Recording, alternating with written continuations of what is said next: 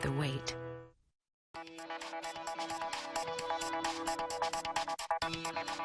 Good evening, I'm political editor Dennis Welch, and this is Politics Unplugged, and Maricopa County once again finds itself at ground zero in the battle over illegal immigration. As Donald Trump issues a new executive order on immigration, the Maricopa County Sheriff's Office also announces a change in policy. County jails will end the practice of detaining suspected immigration law violators for ICE officials, and up until now, those people would be held up to 48 hours as a courtesy to ICE, even after a criminal court judge had ordered their release. And joining us now is Maricopa County Sheriff Paul Penzone to explain a little bit about what's going on. Thank you. Thanks for coming by. You're new to the office, so what is going on here? Well, just a little over a week ago, Mr. Montgomery in the county attorney's office was doing some legal research relative to a different issue, and during that research, they identified, at least what they advised me, was that our practice of detaining individuals once a court had ordered that they should be released, the additional 48 hours, which a courtesy hold, was actually a violation of law and a violation of the Constitution, the Fourth Amendment. And with that information, it was my obligation to act on it to ensure that we are constitutional in our practices, not with any intent to undermine or interfere with ICE's practices or their obligations or public safety as the first priority. But we need to get it straightened out. We need to find a solution to this challenge. So this wasn't necessarily a choice that you would have made. This was something you complying with federal guidelines. Correct, as I should with everything. Yeah, I need to be a law-abiding constitutional sheriff, and it is once something's brought to your attention, you know, sometimes the most difficult decisions or circumstances such as these, where it goes against the primary focus or mission of the office, which is to keep everyone safe. So allowing someone to go free that another agency may feel they have implications over, we want to be supportive of that, and it was a difficult decision, but it was the right decision. So how long has this practice been going on at the Maricopa County jails? Again, these are people suspected of being here illegally. They were held for up to 48 hours in your jail while they checked their status. How long had this been going on? At least a few years. My understanding is that when when 287G was removed from the office, this was the actions by the previous sheriff to overcome that, and my understanding is it had not been reviewed or addressed up until this time. That's when it was brought to my attention, which was, you know, a week ago prior Friday. And again, you're new to the office. Are you worried about liability for this? They're coming back from the prior administration, and this practice coming back to hurt the office and potentially lawsuits that could lead to taxpayer money being expended on that. Well, my first concern is always being law-abiding, but secondarily, yes, we have paid out multi-millions of dollars, as everyone knows, over $150 million of taxpayer money due to lawsuits and legal fees. And to continue a practice that we know is going to expose us to those types of additional fees, to the detriment of our community, to the detriment of this office being able to put deputies on the street or detention officers in the jails or resources, it undermines overall safety. So my hope is that because of our necessity to respond in this manner, that we can put the relationship with the federal government to the forefront, saying we need to find a solution so we can have a long-term plan that is constitutional as opposed to a short-term response that I know for many in the community has been upsetting. But it is the lawful requirement of my office. Gotcha. Now, people are going to want to know, these people that would be released under this new policy change, are these hardened criminals? Because we know coming out of the White House these days, President Donald Trump has said that they are going to go after those with criminal backgrounds. I mean, who is going to be released? Who would be staying in the jails? So we all know that the judges have the first view over any criminal who comes through the jails, no matter what their charges are, and whether or not they are citizens or non-citizens. And a judge makes a determination relative to, do we have a concern this person is likely to be a threat to the safety of our community. Once they make that decision, it determines whether they're going to be released. But let's be honest, I work in a profession where we're concerned about any criminal being released if they have the potential to reoffend. No different than a U.S. citizen. When they leave this jail, I'm concerned for the safety of our community, and I know that we have an opportunity because of the federal laws to address that in some capacity. But I can't control that. I have no control over that, and that's what I think everyone needs to understand. I have to abide by the law, and we have to do the best job we can. Okay, now, working its way through the legislature right now is House Bill 2121, and this would basically prevent jails from releasing illegal immigrants. Now, have you had a chance to look at this bill? How would this affect your job? Well, any bill that's implied in that manner, once it becomes law and it's something that we can act out on lawfully, then we have a requirement to do so. But these are issues that, again, the county attorney's office and Mr. Montgomery would review to determine the legality or the constitutionality of it. But can I speak to this for just a minute, Sure. Dennis? I want everyone to understand that we have not stopped our communication with ICE. We practice the same manner as we did before, which is when a person comes through our jail, 100% of those who come through are reviewed by ICE in the process to determine if they are citizens or non-citizens. When we are advised by the courts that that individual is to be released, it's usually anywhere from a 5 to 8 hour window before they're actually released. So we notify ICE again at that point and say, if this is a person you flagged, if you have an interest, they're going to be released soon. And then when they get down to about a 15-minute window before they go out the door, we again notify ICE saying, hey, this person you were interested in is going to be coming out of the jail. So they have that opportunity. And I know that's not optimum, but they have that opportunity if they feel that they want to take the person to custody. In addition to that, we have been in ongoing conversations to find a way to mitigate any potential threat, meaning can they make the arrest inside or can we find another option for them? We just have not come to a resolution, but I am open to identifying the best practice. So how many have been released so far since this change? You know, this change is by what, a week old? Yeah, it's a little over a week, and I think we just passed the number of 50. Okay. But let me state this, you know, one person being released that is a threat to our community is one too many. One person being detained against the law or in violation of the Constitution is also one too many. This is a problem that we're not the only ones facing. There are counties all across the nation who are in the same predicament, and that's why I recently authored a letter to the Secretary of the Department of Homeland Security saying we need guidance, we need a lawful constitutional solution to this issue. So are you at all concerned, I mean, these 50 people that were released, that they could go out and commit some sort of violent crime? I'm concerned that everyone that leaves our jail that has a history of crime may reoffend. Everyone. And I appreciate you giving this opportunity. I am a person who came from a practice of visiting with family members who lost loved ones to violent crime. My commitment is to keeping this community safe. So I'm always concerned. But my concern cannot mean that it gives me the opportunity to violate the law because of that concern or that fear, that preemptive concern. And again, the 50 that were released, do you have any concerns that they could go out and commit some sort of heinous act? Well, I have concerns overall, but those that we're speaking of... But they're past. Correct. Those that we're speaking of more often than not are going to be the lower level crimes. They're not going to be violent crimes that normally a judge would identify and say this person is a direct threat. But I'm as concerned that we find that solution so that ICE can do their job, or should be doing their job, to take them into custody. And that's not meant as a challenge or a criticism of them. They have logistical problems or challenges that they've expressed. We do also. We need to resolve this for our community, but we need to resolve it together and both own our individual responsibilities. All right. And again, you didn't come up with this decision on your own. You work with County Attorney Bill Montgomery. I want to play a little clip of what he had to say earlier. Here's some of that right now. If there is no basis from a criminal perspective to detain someone beyond the point in time when a state court orders release, then it's in violation of the Fourth Amendment. Couldn't hear that there, but he's saying if there is no, you know, evidence of a criminal consideration there, no background of that, you can't hold that person, correct? Correct. Yeah, and this was not a solicited policy, you know, review from my office to Mr. Montgomery's. Again, it was something that they had been involved in due to other legal issues, and then brought it to our attention because there were folks that were concerned about the timing of it. There is no great time to announce something like this, and we're a 24/7 industry. So what would have been irresponsible is for me to continue that practice, knowing that it was unlawful, to wait for what is a convenient time, you know, as far as a Monday through Friday schedule to announce it. When I was advised, we took action because we had been diligent and responsible in our review, and that's why I was obligated to do so. So tell us real quick then, what's been the response you've been hearing from your office? I mean, obviously, immigration, very heated issue right now. Yeah. I can't imagine that everything has been very positive about this. No, I would tell you that there are folks on both sides, those that are for pro-immigration who believe that it's something positive, those who are in opposition to our immigration circumstances, and they've been very aggressive. And then there are a lot of folks up the middle who want to have conversations like these to understand that this is not an issue that I initiated. This is an issue that's affecting law enforcement agencies across the nation, and that we need to come to a solution to provide the highest level of public safety on behalf of the communities we serve. And that is my goal, to work through this so that when we get a solution, it is lawful, it is constitutional, and it is long-standing. Okay. And again, you brought up that letter with that you sent to the Department of Homeland Security about that. Now, why did you even send that letter? It seems like maybe there's nothing else you could do. Why are you asking for guidance when it seems like it's pretty clear you know what's going on? I do, but across the nation, every law enforcement agency is stuck with the same circumstance where they're assuming liability and other factors. The federal government has to own the responsibility at the highest level because they're the ones asking us to act on their behalf. I want to be part of the solution as we develop it.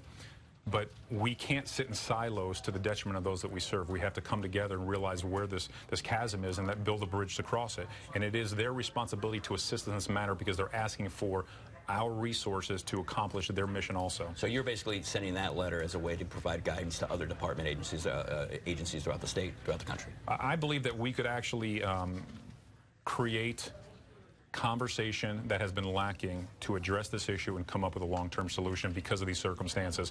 And my hope is that the circumstances are so short-lived that there are no collateral detrimental challenges or issues that come from it, but that we actually use this as a springboard to get to that solution. All right, we're going to have to take a quick break, but we'll have more with you on the other side of that, because we do have more coming up here on Politics Unplugged. Coming up next, Sheriff Paul Penzone talks about priorities from fighting the opioid epidemic to the future of Tent City.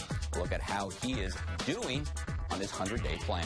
And still ahead, making time for recess. We'll find out why some lawmakers think school needs more playtime here on Politics Unplugged.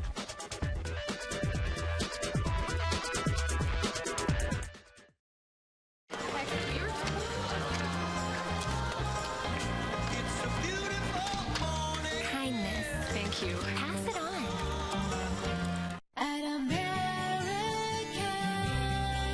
This is going to be our biggest President's Day ever. Here at American Furniture Warehouse, we pride ourselves on delivering the best value and selection to all our customers. We run on low margins, not high markups, and you leave our stores confident that you've received the lowest price of the best in-stock selection of lifestyle furniture and accessories. You can pick up the same day or have your furniture delivered by our professionally trained drivers. American Furniture Warehouse, your lifestyle furniture store. I'm a time management expert. I plan on every minute of every day. But that all changed when I was rear-ended. Nobody plans to be in an accident, but unfortunately they happen. If you're suffering in pain, call Emergency Chiropractic. They will treat you with no deductibles, no co-pays, and no out-of-pocket costs. Emergency Chiropractic helped get my life back on schedule. Emergency Chiropractic, the kind of care you want today. Buckle up. My name is Tony. I've had breast and colon cancer. As a cancer survivor, I worry I'm never completely out of the woods. I pay for health insurance that allows me to get screenings every 6 months to make sure I'm cancer-free. There's no way I can afford these tests without insurance. Congress wants to rip up health care. What's their plan to make sure every American can keep their coverage? If my health care is taken away, my cancer could return, and I wouldn't know. Maybe until it's too late. At Midway Chevrolet, our Cash for Junkers gives you at least $4,500 when you trade in your '99 or newer vehicle. Use it to get an absolutely unbeatable Midway Chevy deal.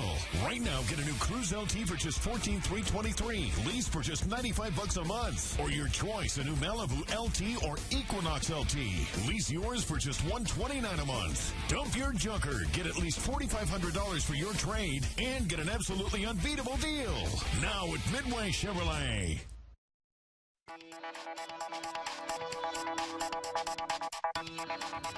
And we have lots more to talk about on Politics Unplugged. Maricopa County Sheriff Paul Penzone stays with us. Thanks for sticking around here. We got a lot more here to talk about, obviously. A lot more to dealing with than just the immigration policies out there. You had set out a 100-day plan on that. I want to kind of show our viewers some of the highlights here. And chief among them is, quote, fiscally sound management of MCSO, building relationships and partnerships with communities served by MCSO, supporting the work of MCSO detention officers, taking a proactive approach to the opioid epidemic, taking a proactive approach to solving and preventing crimes against children.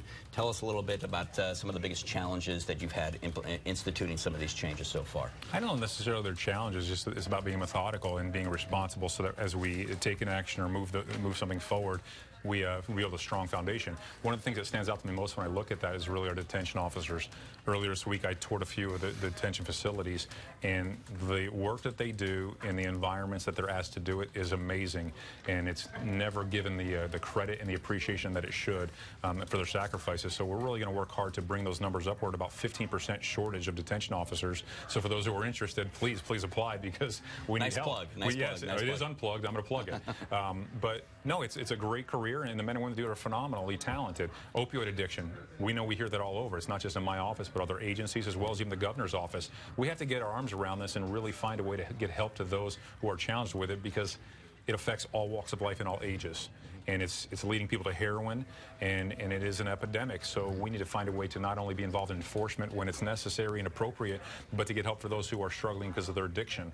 Okay, now I also wanted to talk to you a little bit. I know you've only been in office for a little over a month, and you're here on this show right now, so you've made yourself available for the media, but you are certainly not as visible as your predecessor was. Now, is this intentional? Are you trying to put the office first and take a little bit of a back seat, or is this something you'll be coming out more of as you move along and get more comfortable in the office? No, it's absolutely by design, because I believe that if I am spending more time with you, no offense, this is, I enjoy this, that's less time I'm spending with those in the office that need me to be there and be present and do my job. There are times, though, I'll never run from a challenge, a concern, a conflict, and not do an interview because of those factors. If I'm not doing interviews, it's because I have work to do. But if circumstances that we're dealing with right now, immigration, I want those in our community to hear directly from me. Whether you're a supporter, whether you oppose me, no matter where you are in the middle, you're still a member of this community that is entitled to hear from me why I made a decision that I made. So those are the times I should be speaking. But aside from those times, I want you to hear from the men and women in my organization who are doing great work. And I want to be the person who is invested in the office on the side of doing the work as opposed to speaking about the work. Yeah, and one of the first acts you did after taking over was to remove Joe Arpaio's name from the jail doors downtown. How's that gone, removing his name from all the signs? I mean, that's a lot of work. It wasn't really a decision of mine. Obviously, I am the new sheriff, so having his name on there was no longer appropriate, but that was actually left to the county to handle on our behalf, and we have removed it, and I've tried to be very frugal in the decisions relative to where my name should be, because I don't believe it should be everywhere. It's not my sheriff's office, it's your sheriff's office, and my job is to manage it. So some of the stuff that is, speaking of things that were left over, is there was several investigations. Now, one of them was into potential accusations that some deputies that were doing immigration patrols were, quote, pocketing personal items from people that they had pulled over or stopped, or had been raids and whatnot. Can you tell us a little bit about where that is going? Because I know the Federal Monitor is going back and looking at that. How big of a problem was this? Where are we with those investigations? Well, they're ongoing, so I can't speak too much into detail, but I can tell you that those issues are being addressed, and that on our compliance and professional standards side, they are fully invested in those investigations and others. So there are some that we have concluded. There has been a great change to the hierarchy within the organization. I've promoted some folks from within that were extremely talented, deserving to be in leadership. Others who are good people but maybe weren't the right fit for my vision of this organization were reassigned, and then I brought a few folks in. So those things we're going to be transparent, and as they come to that place where it is appropriate for us to put them in the public venue, we will. But I'm not going to be premature and disrespect the men and women who are doing the job and put it in a position where they're unfairly judged, no different than any individual in the community should be. And also, before you were elected, you were on this show, and you said that you would be doing a forensics audit. Yes. A financial audit. Yes. If you were elected, and you would make those findings public at some point. Have you started that forensic audit financially of this department, and where are we with that? We have. And in addition to that, we've actually started an audit regarding the inventory, the property within the organization. And I would tell you that it's going to take us longer than I expected or hoped. But part of that is because we need to go back to zero and count from zero up, not take maybe current information that we have in case it's misleading, because when I do provide that, I want to make sure that it is as close to 100% accurate as we can possibly make it. As a new person taking an organization, I want to know that it's true, and for the community who has spent taxpayer dollars to fund this organization, you need to know that it's true. All right, we got less than a minute now, so we're going to have to kind of hurry up here, but obviously everybody wants to know about Tent City. What's the future of Tent City? Now, I understand earlier in the week that you were on a radio show and you said you'd found out something pretty surprising about Tent City. Tell us what that is. Well, we have a team that we empowered to do the review on our behalf, and these are representatives from the community who are business leaders, community leaders from all walks of life, and they've been given a tour. They're actually getting all the data and information regarding it to review it. But one of the things is a survey of the inmates, where about 90% said they would much rather prefer to be in Tent City than to be incarcerated in an isolated cell inside a hardened facility. Wait a minute. For years, we heard from the prior sheriff that this was a terrible place to be, and he wanted to make sure people didn't want to come back. You're hearing something completely different. From the mouths of those who are housed, they say the freedom to move around and to be in the outside as opposed to a small cell is much more comfortable, and they prefer it. And I want to express something. There's a day room, and that day room provides air conditioning in the summer, and it's heated in the winter. So inmates there 3 times a day have to be in their bunks for a head count. All the rest of the day, they can be inside the day room if the temperature, the climate outside is not accommodating and comfortable. So, yes, from those who are incarcerated, they say they'd much rather prefer to be in a tent than to be inside a small 6x8 cell. All right, thanks a lot. That's all the time we have, but thanks for stopping by here. We have lots more to talk about here on Politics Unplugged. Up next, state lawmakers turn their attention to the playground. A closer look at a bill that would make recess mandatory and what it could mean for teachers trying to meet state standards. Next on Politics Unplugged.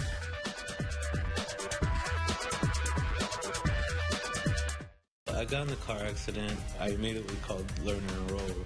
They got me about 4 times more than what the insurance company actually offered me. Learn and Enroll treated me like family. Learn and Enroll is the way to go. Call 977-1900. Really painful feet. I had no idea what was going on. It's hard to put in words how gratifying it is to have that kind of pain gone. See for yourself with a free personalized arch support fitting at the Good Feet store. At Nature Valley, we know that you have to put good in here to be great out there. Real good energy. Real delicious energy. Nature Valley granola bars. Just good. You don't normally run through a meadow at sunrise, but once you indulge in rich dark chocolate, lightly salted almonds, and slow-roasted peanuts, you might surprise yourself. Nature Valley sweet and salty bars. Blissfully good.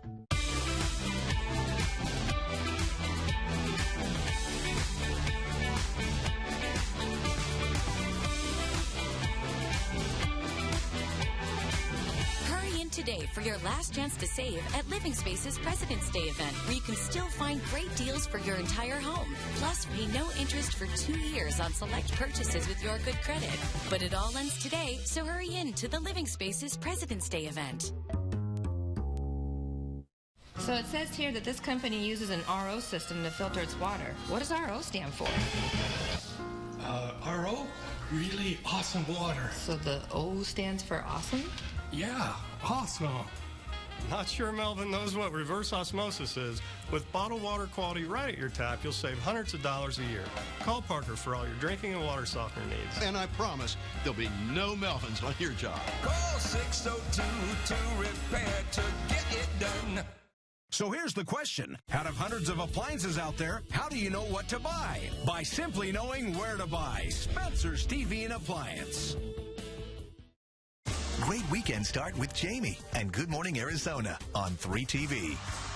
We were just sitting there. All of a sudden, we heard the screeching wheels behind us. Totaled our car. I called Lerner and Rowe from the scene of the accident. Lerner and Rowe got me more than I expected and faster than I expected. I always refer Lerner and Rowe. Call 977-1900. And for many of us, it was the favorite part of the school day, recess. But as education standards have gotten tougher for many students, there is not much time left for playtime. Now, one state lawmaker is working to change that by making recess a requirement. And welcome back to Politics Unplugged. And with us today is State Representative Jesus Rubalcava. He is sponsoring that bill. Also with us is Dr. Quinn Kellis, Superintendent of the Madison Elementary School District, and Janet Sullivan, Superintendent for Academic Services with the Washington Elementary School District. Thank you all for joining us to talk about this issue. And Representative, tell us a little bit about why you sponsored the bill and what kind of problems you were intending to solve with it. Absolutely. Thank you. Thank you for having us. The reason why this bill came about was in working with some of my colleagues. I myself am a teacher. I've been teaching special education for 9 years, and I've also served on the school board for 10. And so one of the issues or the intent that this was trying to alleviate or solve was the fact that we do have a variety of issues in education in Arizona, one being the teacher crisis that we have with the shortage and the retention. And so in working with some of my colleagues, the idea came up that the teachers needed an opportunity to have a break and be treated like professionals within the regular school day. So that initiated the conversation, and then we started researching, going in more into details about how we can make this happen through recess, which then would be a win-win for the students and the teachers. And Dr. Kellis, tell us a little bit about in your schools. How do you think this will play out? Have you seen any changes in recess policies, and what have been the effects on students there? In the Madison School District, we actually just recently passed a policy that requires an additional 20 minutes that is attached to lunchtime every day for every student in the district. I think it gives students an opportunity, just as Mr. Rubalcava said, was to get out and to have some fun. I think our challenge is that having a standard rule that applies to every school in the state makes it difficult for individualized situations. So local control is certainly something that we would advocate for. Yeah, and Ms. Sullivan, how much time are we talking about here for to give kids and teachers a time to recoup here? How much recess are you looking at wanting for your schools? Well, we already have built into every teacher's day a 40 to 45 minute planning period, which does give them a break. And during that time, students are involved in either art, music, or PE. Every child in grades K through 5, which I believe this bill specifically spoke to, does have art, music, PE, and all students also have lunch and recess. Some schools have kind of gone outside the box and they have recess before they go to lunch so that they're not rushing to get through lunch so they can get out on the playground. And then most of our K2, K3 schools have an additional 15-20 minute recess during the school day. So for us, we already have a wellness policy in place that does include student activity, both outside and on the playground. And for the two school officials here, what's been the response from the parents as well as the students from these changes? I think in the Madison district we have a very strong parent group that supports recess. Our district supports recess. We want kids to have fun time and play time.